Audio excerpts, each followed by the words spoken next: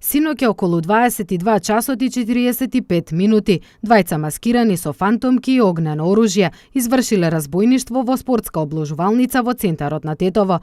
Лицата биле во обложувалницата, во периодот на незиното затварање излегле надвор и повторно влегле, заканувајќи му се навработениот барајќи му пари. Исплашен за сопствениот живот, ги отворил фиоките и сефот, пошто ги одзеле парите и избегале. Извршене увити се работи на откривање на сторителите.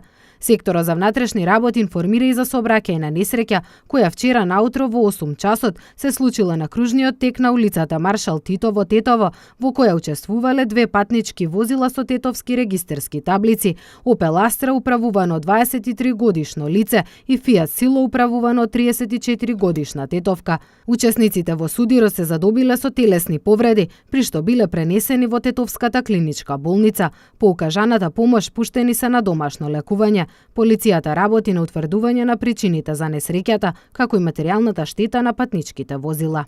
На автопатот Гостивар Тетово Скопје во близина на бензинската пумпа на излез од Тетово, вчера вечер околу 19 часот патничко возило Опел Астра со тетовски регистерски таблици, управувано од 33 годишно лице од Камењане, налетало, удрило и усмртило зајак, кој неконтролирано се движел по коловозот. При ударот нема повредени, причината е само материјална штета на возилото, која се проценува на 10.000 денари.